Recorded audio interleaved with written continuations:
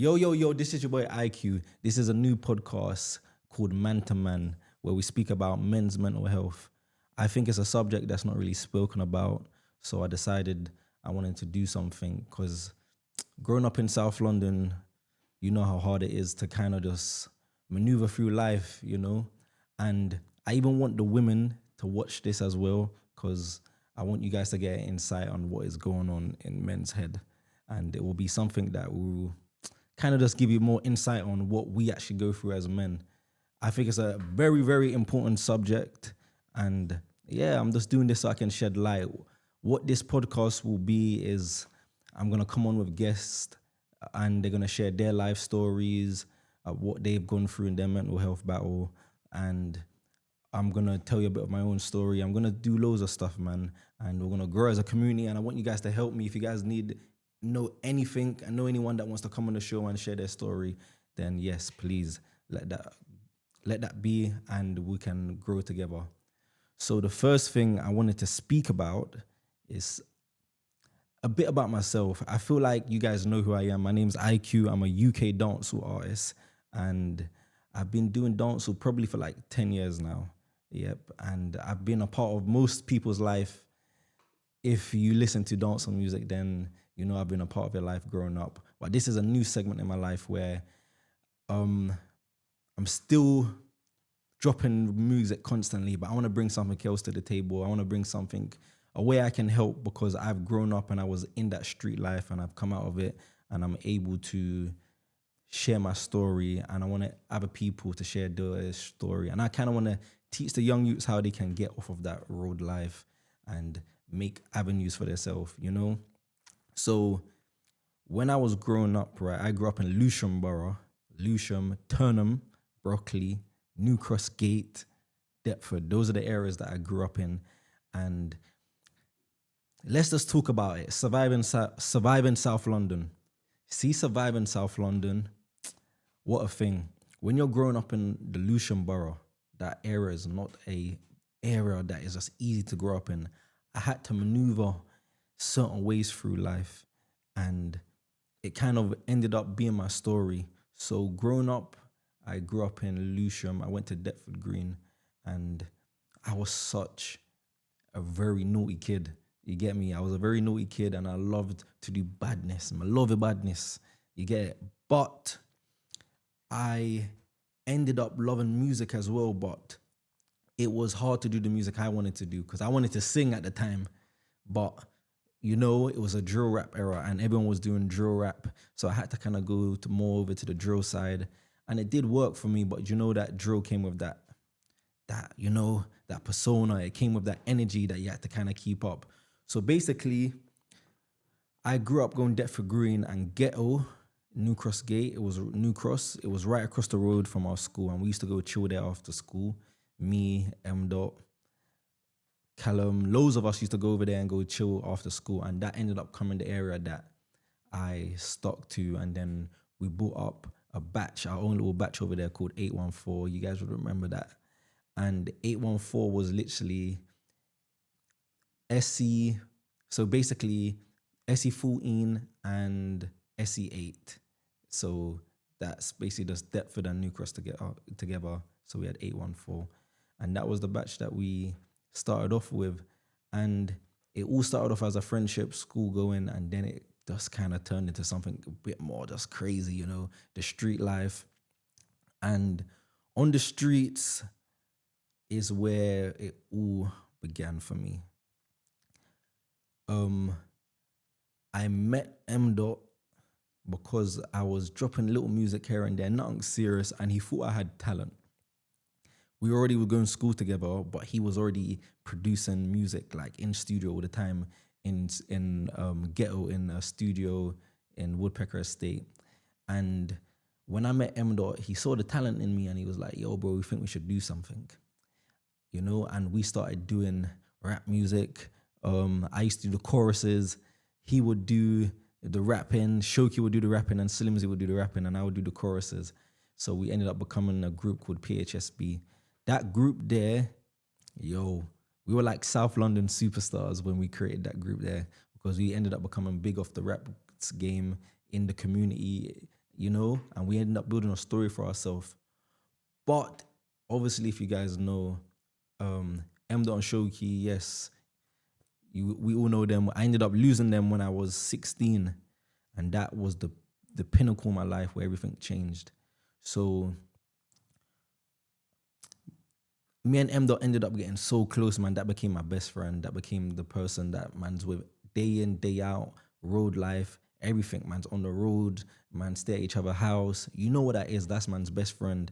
And so basically, we was on the roads doing loads of stuff out there trying to make money, but we was trying to make money because we wanted to pay for our video shoots. Back then, GRM Daily and Link Up TV, you have to pay like $250 for that, upload, cameraman, this and that. So we was just on the road trying to hustle, make money so that we could pay for those stuff, and road life ends up coming with certain things, and we didn't know that at a young age. So this is why I even want to create this podcast, because I want to kind of explain to you on my journey on how I survived South London. That's what we're going to call it, surviving South London. I survived that and being able to come through and be here. I'm now traveling the world, doing shows all over the world. I'm literally all over the place. From this podcast, from here, probably today I got to go do something again. You know what I'm trying to say? So basically, me and M. Dot, we used to, hustle so we could make some money to pay for our video shoots.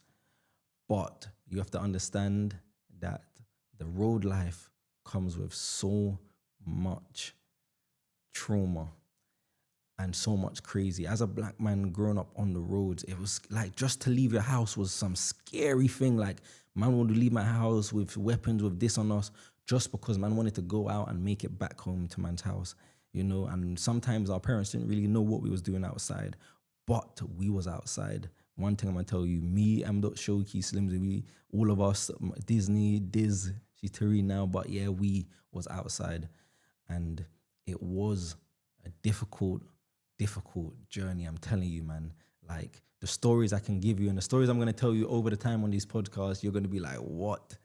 But yeah, let me give you kind of the first story of when M. Dot and Shoki died. I'll give you the first one. When my best friend died, M. Dot, I got sent to prison, right? And I was in prison when I forgot the news. So I was on the phone to my girlfriend at the time, and we were just having normal conversation and whatever. And I was just chilling in my cell. And then I got a call from my other friend, and my girl merged it in. She merged the call in. And when she merged the call in, I got my friend on the phone going, yo, do you know that M. Dot's just been stabbed? I'm like, what? I'm in jail. I can't really do nothing. So the first thing I did was call my mum. And I called my mum. I said, yo, M. Dot's been stabbed. Can you get down to the hospital or whatever? And she jumped in her car and went down there. And I was on the phone. I went back on the phone to my girlfriend, and I was so scared, man. I was like, fam, what's happening? Like, I don't know what's happening. All I heard, he was being stabbed. I didn't hear nothing else. And then I was in my cell, and I was just chilling in my cell. I was just so scared. I was frightened because I'm in my cell and there's nothing I can do. I got a sentence. I got to write this sentence before I can come home. So anyways, I was just very in my cell, like patiently waiting for some news and that. And then afterwards, I was sitting the whole night. I never went to sleep the whole night. I just stayed and I waited up the whole night until I could get some news about it. And no one ever called me back. So the whole night I was panicking. And then in the morning, I said, I'm going to turn my TV on. But when I went to turn my TV on, my hand was shaking like this. It's like it was trying to let me know, don't turn that TV on. And I picked the remote up and my hand was shaking so much, it just dropped out my hand. But the remote dropped out my hand and it turned the TV on. And when it turned the TV on, a picture of me and M. Dot was on the news, where one of our video shoots where we're sitting on the back of the car, and it said, 15-year-old stabbed to death. Then I said, no, that can't be M. Dot. No, man, because he's not 15, he's 17. And then the headline changed and it said, 17-year-old stabbed to death.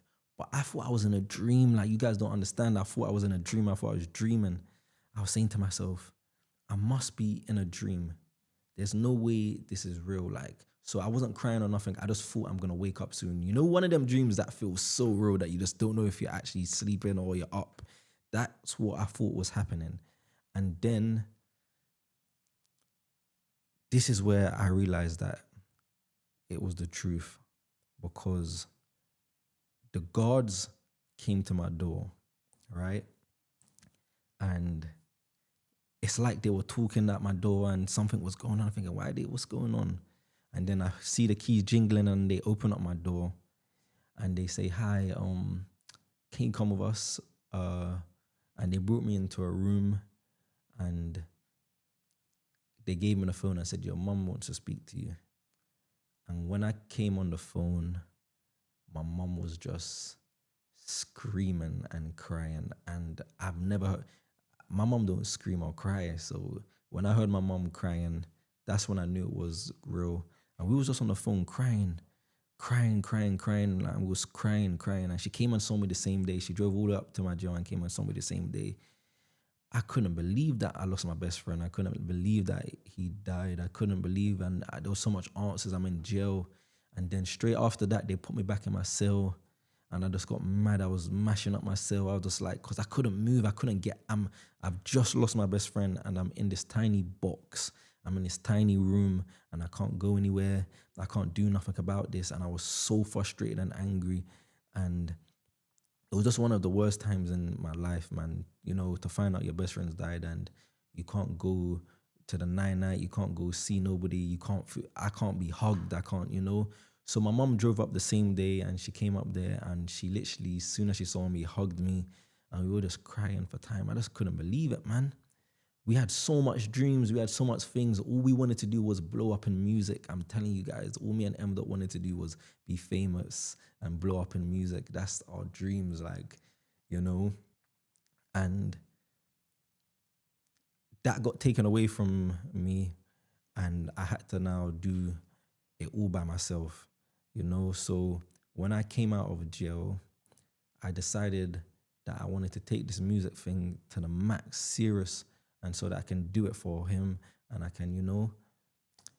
But not too long after that, I came out of jail and I was in the studio one day. And when I was in the studio, my phone just started ringing. We're all in the studio. Everyone's phone started ringing as I'm in the studio. And then I answered the phone and someone says, yo, Shoki has just been stabbed. I said, what the hell? Immediately, I just jumped up. We all jumped up, put our gloves on, suited and booted, and we drove round to, I think it was Southampton way in Peckham. We got over there. As soon as we got over there, we ended up bucking people straight away and getting it cracking. As soon as we got over there, man didn't even get to, you know, go straight over to him. And everyone, when we got there, everyone was just videoing.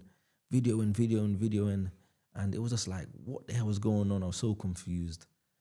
And I'll never forget, right, that we drove to the hospital thinking he was at Camberwell in the hospital.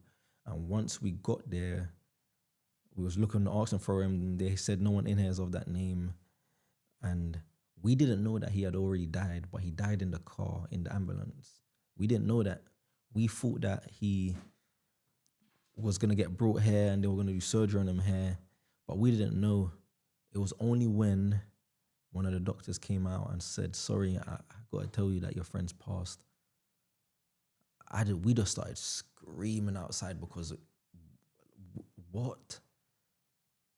We just didn't think, like, what? Another friend gone. And then I had one of the hardest things ever to do. Kenny Woolstar was walking up and he didn't know what had happened. And my friends are pushing me saying, no, you tell him. And I had to tell him that that was Shoki's manager. I had to tell him that, yo, Shoki passed. And he was so distraught. And that kind of shaped man's life, man. That kind of shaped my whole life, like everything, man, because losing them two friends, when you're so young and you lose friends, like man's 16 years old and man's lost two of man's friends, that man grew up with, that man's doing music with, that man's planning a whole career and stuff with. And then man's just here by myself now. So what I was going through mentally in my head was absolutely crazy, and no one understood what I was going through. And this is why I'm gonna tell you guys something. Loads of us men have lost people to these streets, and we never do nothing about it. We don't seek therapy, we don't seek no help. We just go on in life and never sort the situation out. So this is why I'm telling you guys that we need to start sorting these situations out. We need to start as men, put our pride down and seek the help. Do you know why? You end your life in destruction. You will slowly start self-destructing your life. Because let's just say this. Say life is like a cliff, right? Life is like a cliff. And every situation you go through, you just put it behind you. But every time you put it behind you, it pushes you closer to the end of that cliff. And by the time you're done, you're standing at the end of the cliff and you're saying to yourself, if just one more thing happens, you're going to jump or you're going to fall off this. And this is what I don't want to end up happening to you guys. I don't want you guys to end up being at the end of that cliff, because I've been there. I've been at the end of the cliff going through the craziest depression, and I just didn't know what to do or where to go. And I wish I could have had a podcast like this that could have given me information as a little young man to what I can do in my life, how I can how I can defeat the depression, how I can defeat the things that are going on in my head. I wish I had a podcast like this that could have given me that information. So this is why I'm telling you guys now. As a young youth growing up, get some therapy, seek some therapy, and go and tell your story and go and listen and find out what it is that you can do to better your life, right? Because we need to start dealing with the issues that are in front of us instead of just shying away from the issues. We need to start dealing with them. I'm seeing so much men out here self-destruct. Yeah, I'm not going to say the word fall off. I'm going to use the word self-destruct. I keep on seeing men self-destruct because the pressure of life is getting to them. It's okay. It's okay not to be okay all the time. Not every day is going to be good. And that's another thing someone's got to tell you guys, you young men out there, it's okay not to be okay. Not every day is going to be a great day. Not every day is going to be happy, and not every day is going to... But these are the days that are going to make you into the man that you're going to be. These are the days that are going to make you be the person that you want to be. Let me tell you something. Let me tell you a step on how you can deal with depression or something. As men, depression is an energy, right? And to get through depression, you need to learn how to transfer your energy into something else. You need to, so say for instance, my girl broke up with me or something and I was depressed about it. Do you know what I would do? I'll go to the gym. You know why I would go to the gym though? I just don't want to make it simple like I'll just go to the gym. It's because the gym is somewhere I can go and transfer that energy into good energy.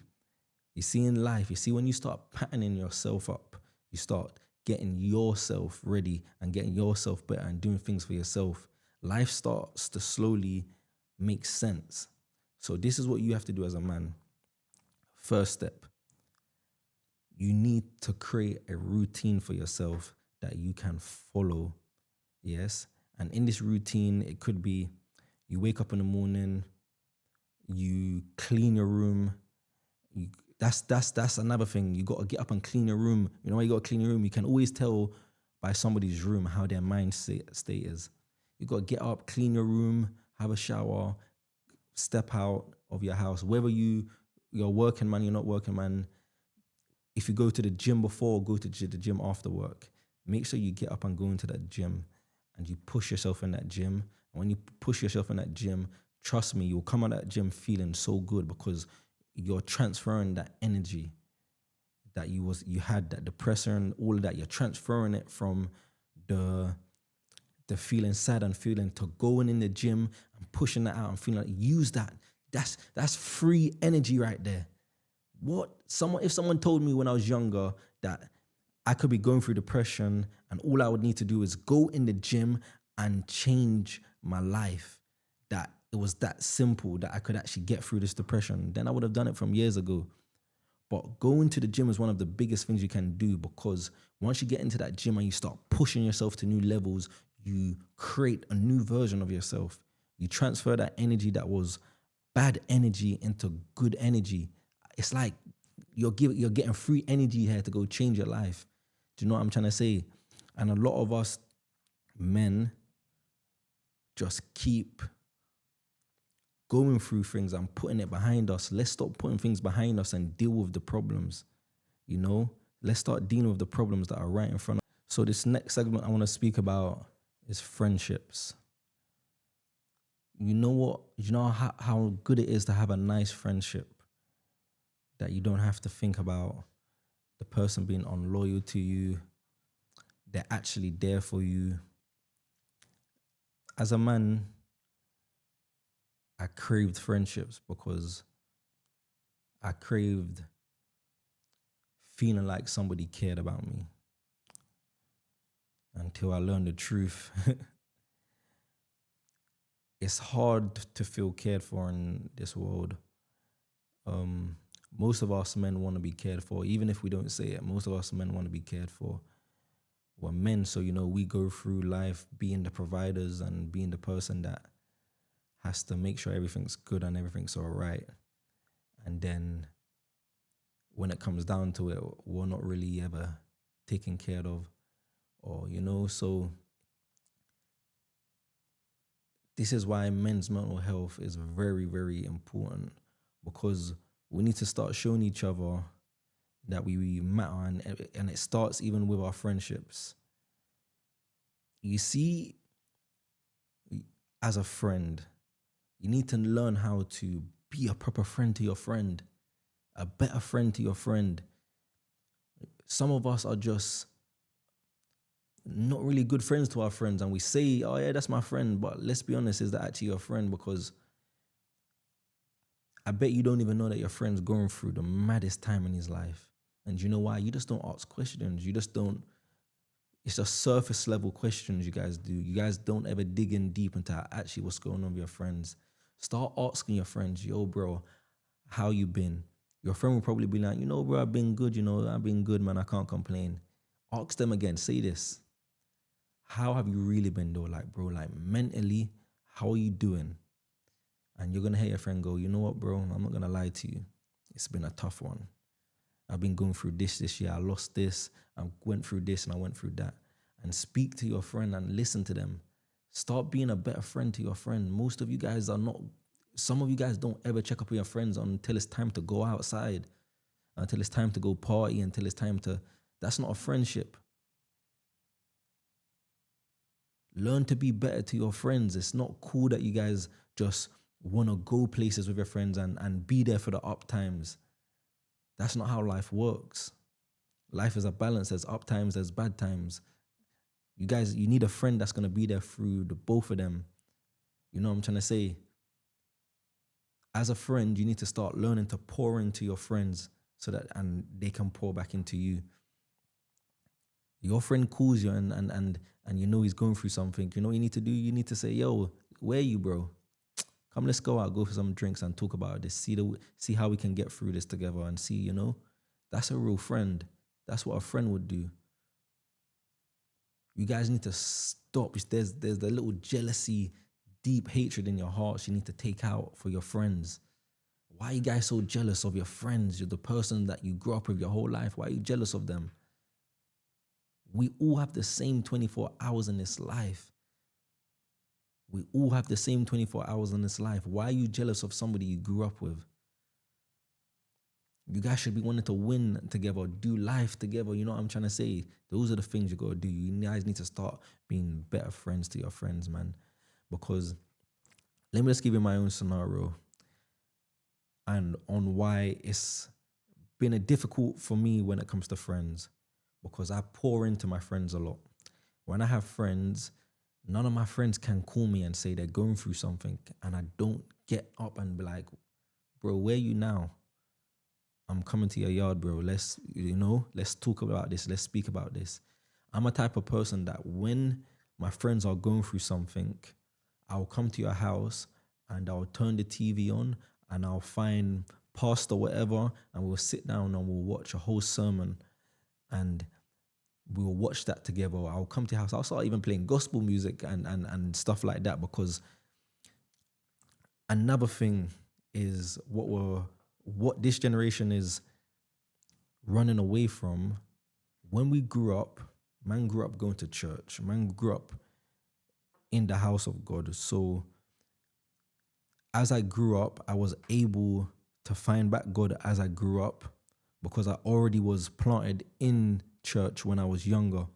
So I already had that all in me, So when I was going through stuff in life, I knew what to turn back to. I knew that I needed to turn back to God.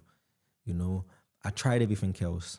When I was going through life and I didn't know where to, I tried money, I tried girls, I tried everything, and none of those stuff worked. What worked is when I turned back to God and started speaking to God and asking God what to do and allowing Him to just go through my life. And some days I just used to say, God, steer the ship. And that means take control of my life and do what you want. Most of us don't have what I call an anchor in life. So when you go through something in life, you guys don't have what I call an anchor, something that you can hold on to when life is pulling you down. Some of us don't know where to go or who to speak to. Loads of us men don't know who to go to and who to speak to when we go through stuff. We just keep going and going and going. You're going to run your batteries out.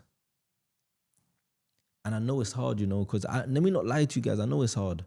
Yeah. Because human nature, they just know how to do you wrong. You will have people do you wrong and wrong and wrong countless of times. And you'll be thinking to yourself, why is he doing me wrong?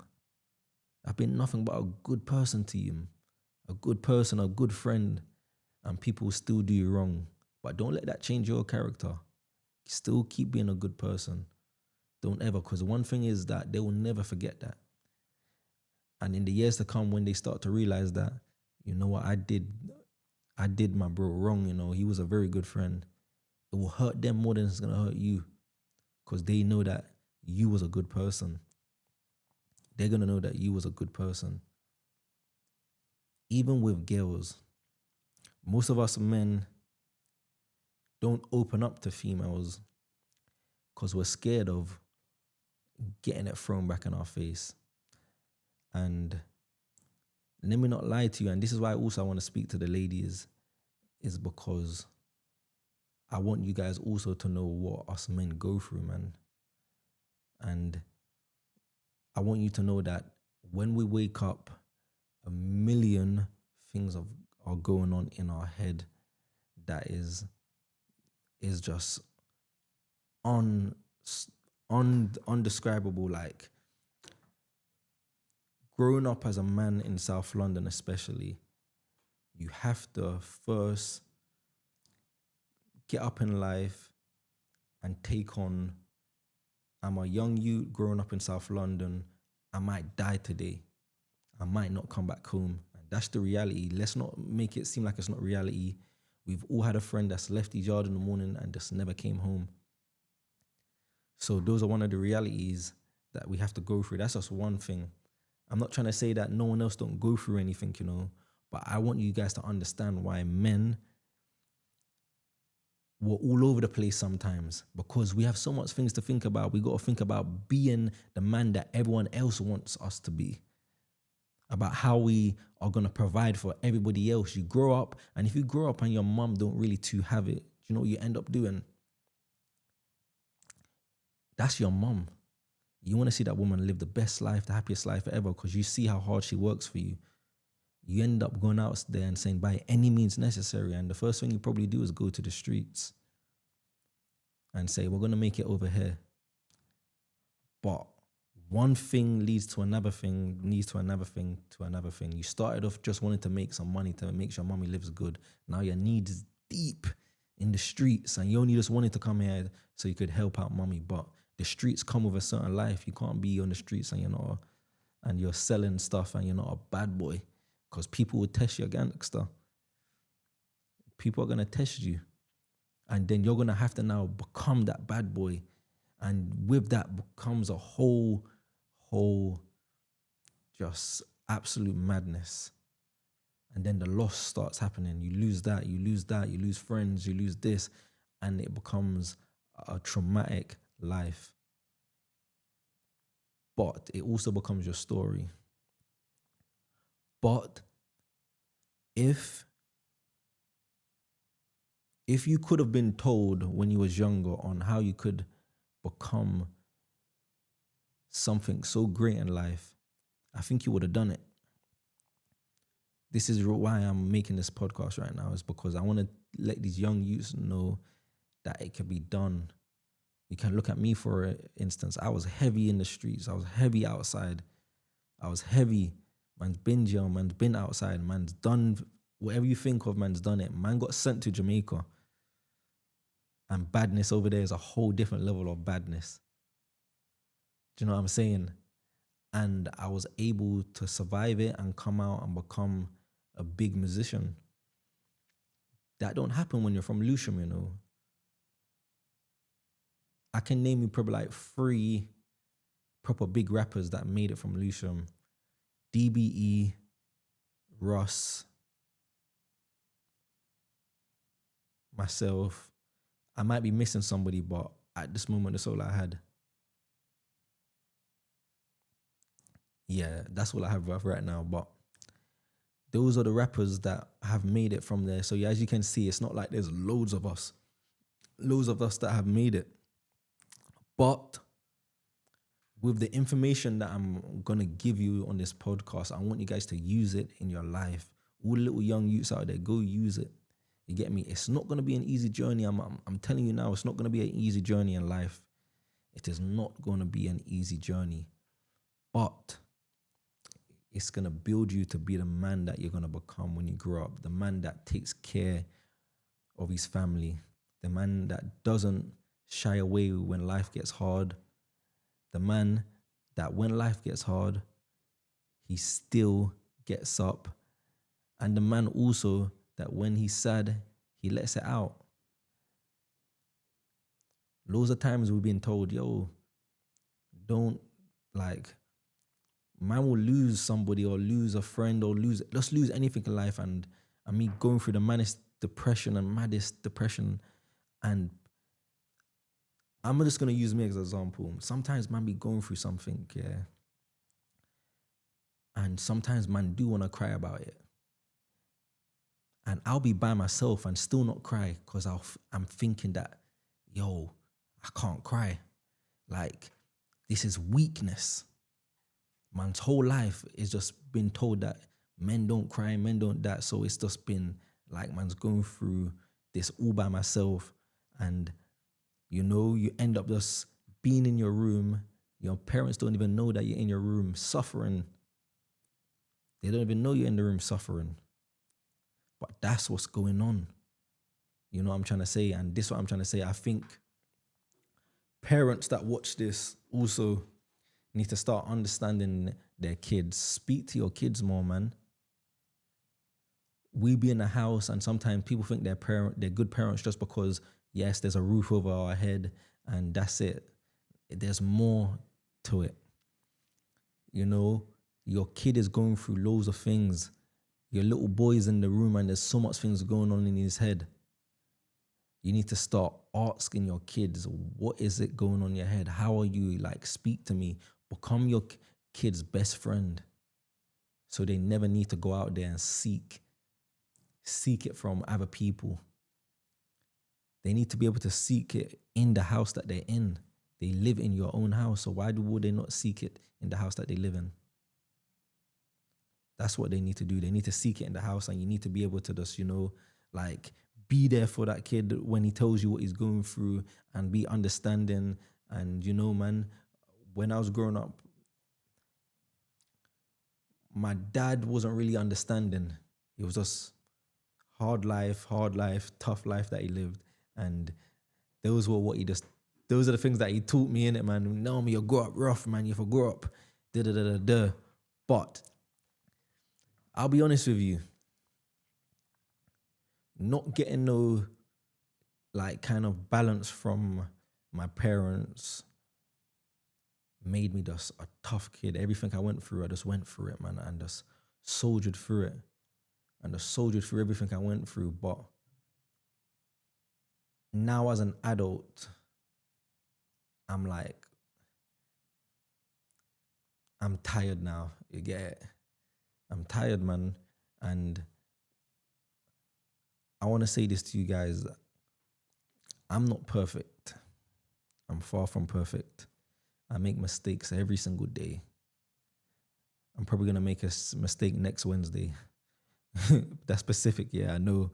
But that's just me. So when you're hearing me give you this advice, just know you're getting this advice from somebody that's still going to make mistakes, still going to do things that are stupid, because I'm not perfect. I'm a human. I'm in this world right now with you guys, and I'm living the same 24 hours.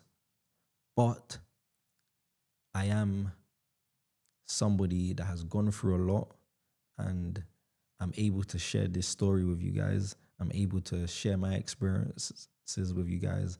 I'm able just to do some things that not everyone gets the chance to do. Loads of guys are sitting down in prison now for life for decisions they made in a split second. And if men were taught how to control their emotions and control the way they think, most of us right now, most people wouldn't be in jail. Most people wouldn't be in the spots that they're in. But you guys need somebody like me to come and tell you that, because I've lived those lives. I've lived the good life and the bad. I've lived both lives. I grew up in Jamaica. I've lived a real hard life. I haven't even got to that part yet, but I have lived a real life. So that is definitely a topic we'll probably get on to soon. As a man, I suffer with anxiety. My anxiety has got to the point now where even when my phone rings, I start getting so anxious, because I'm like, am I about to get some bad news? I'm so used to just getting bad news that when my phone rings, I don't even say to myself, I look at my phone and I'm scared to answer it. I have to turn it around and look who's calling me before I answer it. I get so anxious because I just feel like I'm about to get some bad news. And that's just like, I'm telling you, man, it's just one of those things where it's just like, I can't lie to you, man. It's annoying. I get panic attacks when not anymore, but I used to get panic attacks when my phone would be buzzing. Like, say I'm getting loads of messages, dum dum dum dum. I'll be like, what did I do? What's going on? Even though I know I didn't do nothing, but that's just how life is. Being an artist is a hard thing to do. I'm an artist, right? A musician. And as you get more famous, more people know you, more people want to know what you're doing in your life, and there's loads of attention around you. And the attention that I get sometimes is like, I got like a balance of people that love me and people that hate me, people that don't know me and hate me. And sometimes it will have you confused, because you know to yourself, like, you're not even a troubler, and you'll be like, why do people don't like you, or why these things? And you don't have the answers. And then when you get more famous, it just keeps on getting like bigger and bigger and bigger, and you just got to kind of deal with it and learn to deal with it. But it's very hard to deal with, because it's just like, as I told you now, my anxiety has got to the point that man will post a picture, delete it. I'm thinking, no, maybe this ain't too good. I never keep pictures up no more. I'm always taking them down. I'm always posting stuff or taking them down, because my anxiety is just killing me. You get me? And that was like something in my life that I had to learn to come across, because I had to learn to understand that I'm not going to be everyone's cup of tea. Not everybody's going to like me. And you got to be okay with that. It's fine. Not everyone's going to like you, but the people that mean the most to you, the important love you, and that's what really matters. My kids love me. I'm there for my kids. They love me. My mum, the people that I need in life love me, and they're there. So that's the most important things. And my fans love me. So those are like some very important things for me growing up. But the depression I was going through, I was in a dark place. I'm not gonna lie to you guys, man. And I've been going through it for a couple years. After dealing with so much, losing my friends, and then losing everybody else, and then the whole world turning on me, to find back myself was so hard. But I was determined to find myself back and make something of myself. I was determined to not let all the hate get to me. Over the years, there's been bare hate on IQ, bare hate. Hate there. Oh, IQ did this, IQ this, that. Bare hate the whole way through. And I've always come out on top because I don't listen to that stuff. I always work and progress and move forward and find new avenues in life. I always leave it to God. I always say, God, I don't know what's going on right now, but take the wheel. I always leave it in the hands of God when I'm going through stuff. And what a merciful God we have, because when we go through stuff, you can just leave your problems onto him. You can just give them to him and he will take them from you. It might not happen straight away, but God will show up. He might not show up in the way you want him to, but when he does show up, he shows up, and it's one of the biggest shows he puts on. He'll put you in front of you. He will. And when he shows up and he's transforming your life, he will put it on show. I will never forget. Let me tell you guys something. I will never forget, right? I was getting all this hate. Yeah. All this hate after M. Shoki died. People saying, oh, you're a snake. How could you chill with Russ? And how can you do all these stuff? And whatever. And I was going through all of that hate. And everyone used to say to me, they used to say two things. Oh, he's gonna be just like them. He's gonna end up dead. Or his life ain't gonna go nowhere anyways. Everyone just thought, bro, he ain't doing nothing with himself. You get me? And I used to believe it sometimes myself. I used to be like, bro, man, don't think this thing's gonna work for me. But I was determined to prove everyone wrong. I was determined to prove everyone wrong, that I can become something. I can come out of Lucian Borough. I can come from all that hate and still become something. And not just something locally. I'm talking about globally around the world. I can become something. So guess what God did for me? While I was out there putting in the work, God was building me up to be the man that I am now, right in front of your faces. To the point now, when the people see me that used to hate on me, you know what they say now when they see me? Right, IQ, man, I can't lie. You made the right choice still. You're doing good. You're doing good for yourself. They've changed their mind. I'll never forget. I went on stage at the O2 Arena in front of 20,000 people and performed for 20,000 people. And when I performed in front of people that didn't like me. I performed in front of people that loved me. I performed in front of my old school friends. I performed in front of everybody. And you know what that goes to show you?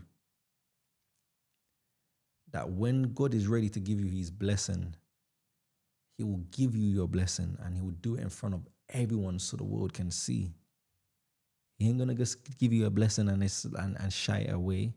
He's going to make sure he gives you the blessing. And that's why you got to thank him. Because he never left me through the storm. I thought he did, but he was there the whole time. I didn't, I no longer complain about stuff. When I'm going through stuff, I'm like, bring it on. You know why I say bring it on? I understand that the things I go through in life is what makes me who I am. It makes me who I am. I'm able to stand so much things in life because of the things I've gone through. I'm able to speak to you like this because of the things I've gone through in my life. I'm one of God's soldiers and I've just had to go through a tougher battle. And there's people that have gone through worse and tougher situations than me. That's God trying to use you and you guys don't even know. I'm not the perfect person. I'm going to be honest with you guys. I'm not perfect. As much as I talk about God, it's not like I live a great godly life, but I understand God and I understand his purpose and why he wants to use me to do whatever it is that he wants me to do. You know, so another thing is, I'll tell you guys is I pray a lot. Anytime I'm going through something and I don't understand why it is that I'm going through this, I just start praying. I don't start saying to myself, God, I don't know why I'm going through this, what it is, but I understand that you probably have something at the end of this, you know, so I'm okay.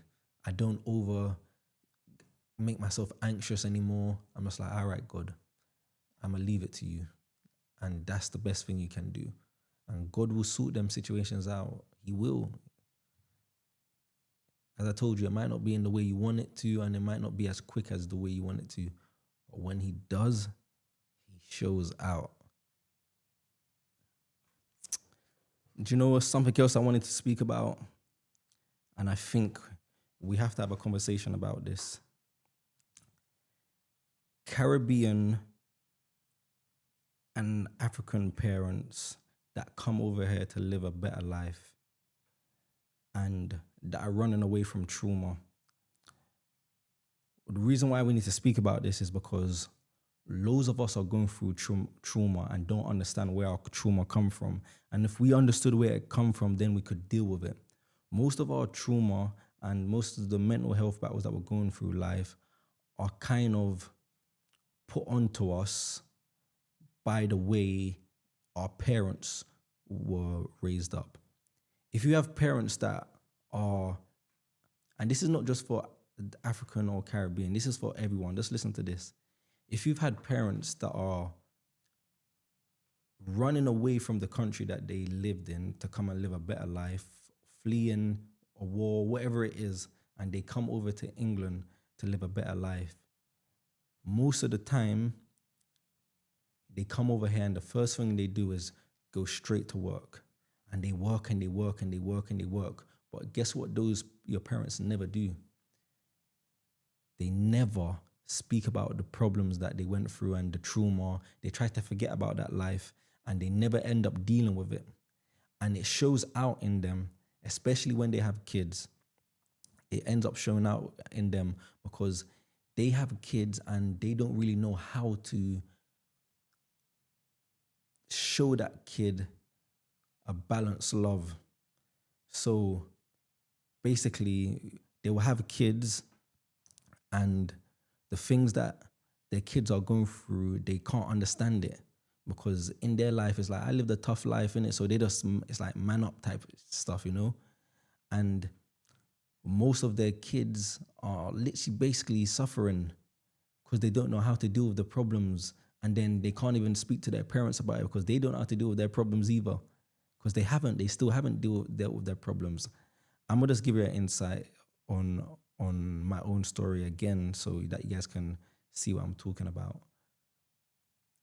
My dad, right, lives in Jamaica and he's a very Jamaican hardcore dad. Like, you know, I've got one of them dads where there's no love from man's dad. There's no love, there's no nothing from it. It's straight, tough life. You gotta be a man. Don't want to hear no one that whining crap and none of that. But what it ended up doing for me is always as I said, hiding the way I feel about things that I'm going through in my life. I just never really spoke about it.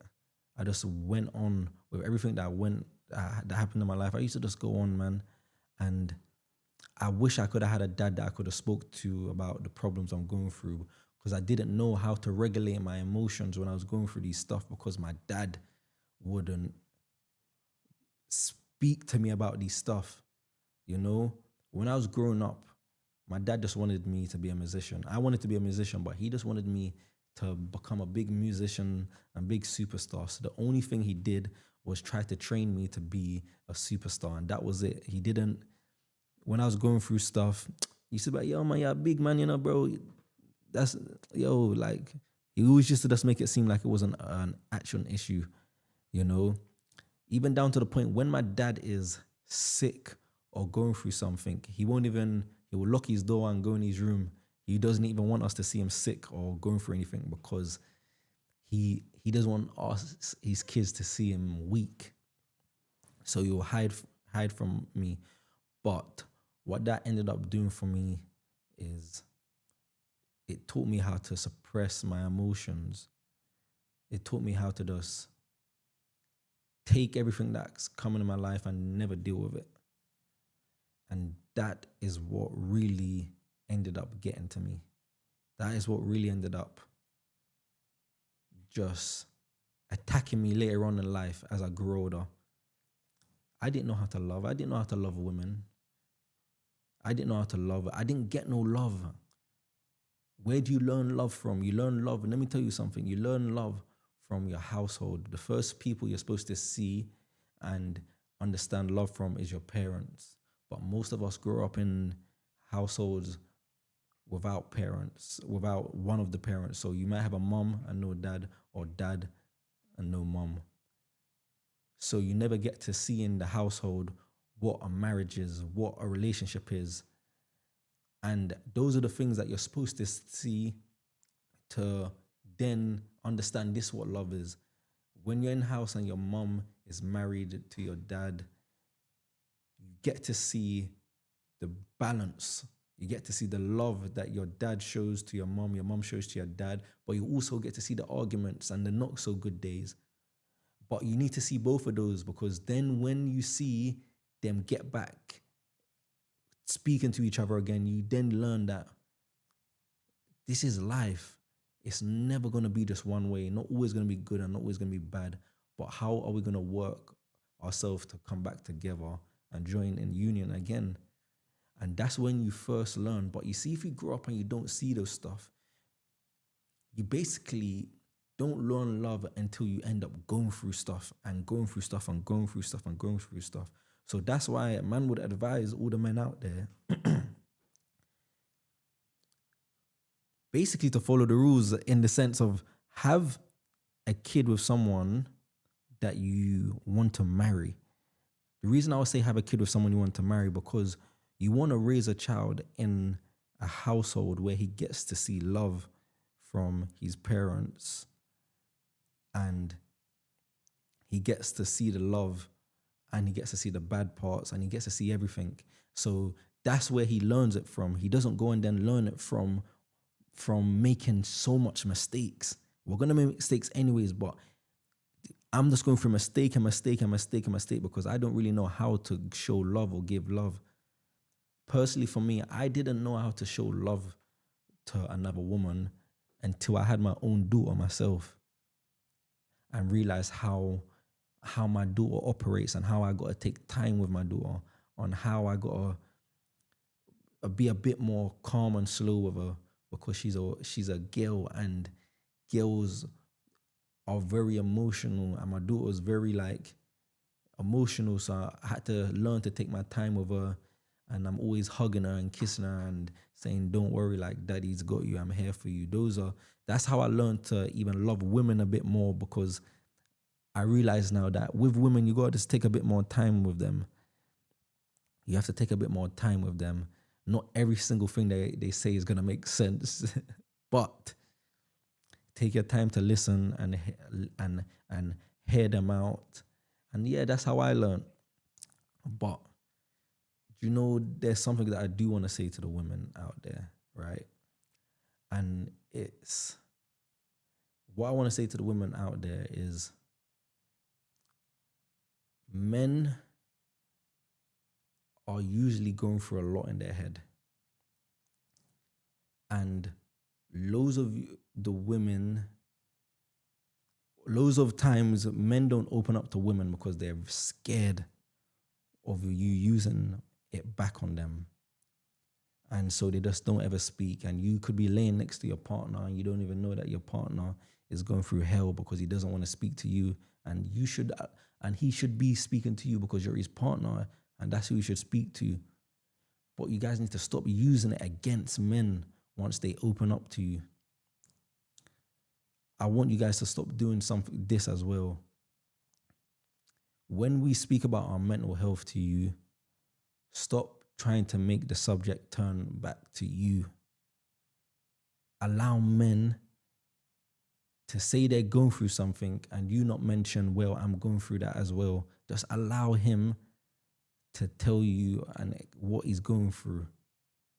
Loads of times, it's happened to me myself. I told a girl that, I said, do you care about men's mental health? She said, yes.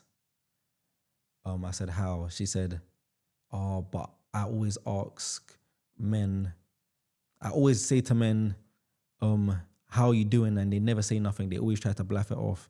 I said, yeah, that's what men are going to do, bluff it off. But let me tell you what you women need to start doing. Yeah, this is one for the women. When a man is going through something, instead of just asking him if is he okay, you need to learn to connect with your man to a point where you know him. Soon as you see that he's not okay, you be like to your man, you go over to him and be like, you're right. You know what? I think we should go out tonight, get some drinks, you know, give him a massage, give him something. Just let him know that you're here with him. Most times men just want to know that someone's here with them. I'll take on the world with just me and you. That's what you guys don't understand. But I've got a million decisions to ask. And in the generation we're grown up in now, everything's just a bit too transactional, man. Everything's like transactional. I can do this for you. Can you do this for me? He must have this money. He must have that, must that. Let's be realistic, please, people. Can we start being realistic? Not every man is going to be rich and have all the things and all the stuff. Not every man is going to be an NFL player, a footballer, a rapper. Not everyone's going to be that. There's some men that are just working normal jobs and get a normal pay at the end of the month, and that's what they live by. And we're feeling, and loads of men are feeling pressure to do more to help to the expectations of these women, and it doesn't even make no sense. It don't make no sense. We need to start being realistic in life. Men go through stuff. Women go through stuff as well. But allow that man to go through stuff without you having to tell him what you're going through and what you're da. Obviously, we'll get into a conversation like that, but you have to allow that man to feel like he's being heard and feels like he's being cared for. Women, once a man feels like he's being heard and cared for, he will be yours. You'll basically be in control of him because we already know the game. We already know the game. We're not stupid. Person like me, like, I don't really open up to it. I'm giving guys advice, but I would take this advice for myself as well because I don't really open up to women anymore. I've learned that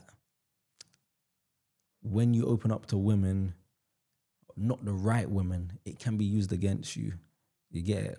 And basically, it's been used against me, and that's what's made me stop basically telling people what I'm going through. But then now I'm just suffering by myself with all these thoughts in my head and not feeling like I can speak to anybody. So you guys have to find the right person to speak to. And this is why I always just look up to God and start speaking to God straight away, because I know that God's not going to tell my business to nobody. I know that He's not going to spread no news, no nothing. You know what I'm trying to say? But life was not meant to do alone. God didn't make men to be alone and do life alone. He built us to have a partnership. That is why you need a man and a woman to create a child. He built us to be together.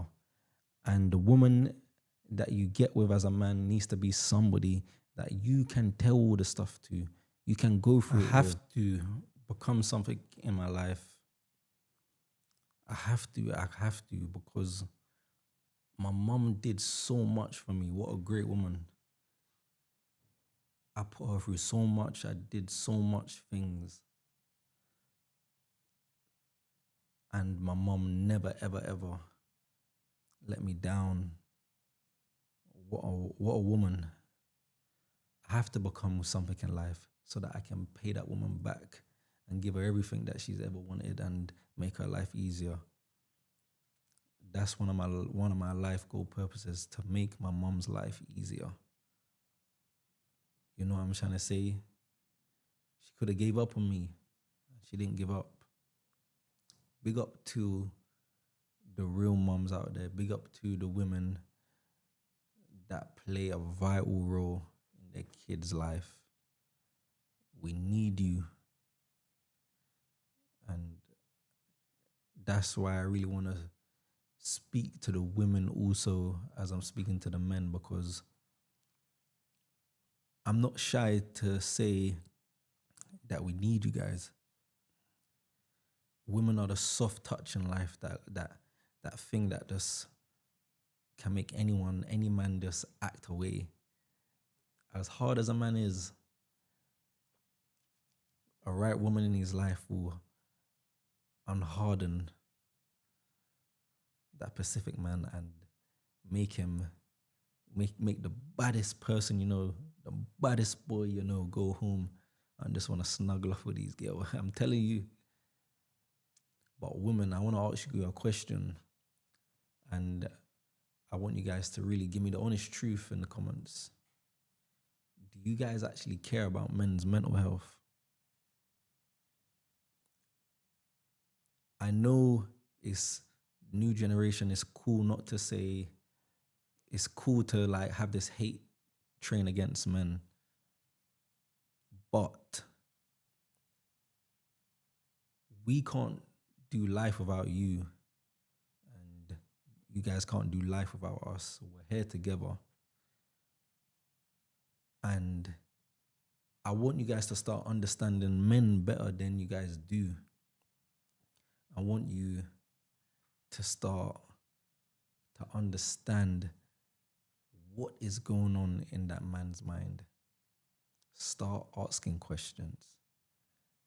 And if that man doesn't want to tell you, dig deeper. Don't give up. Don't give up on that man.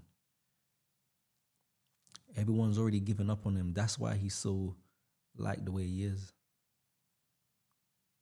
He doesn't need it from you. Life is not going to be perfect. I can't promise you that that man's going to be the most perfect man for you and every day is going to be happy. I can't promise you that, because it's not going to be that. I've got to be real with you, women. That most men are going to fuck up. Most men are not always happy. But most men are trying men. Most men are willing to go out and do what we have to do to make sure you have an easier life. Sometimes we don't even think about ourselves. Sometimes our goal is just to make sure everyone else has an easier life. Start showing men that you care about them, and you will see how much easier it is. Yo, it's been a pleasure having you guys here listen to me and my story. This is only just the first episode, so please Tell a friend to tell a friend. Subscribe to the YouTube channel. Make sure if you guys have any ideas or if you want to see anyone on the show, just put it in the comments. We'll see. If you guys, anything, we have the email there. Just please come on, support your boy, because this is a real topic I want everyone to get involved with, men's mental health. Thank you very much.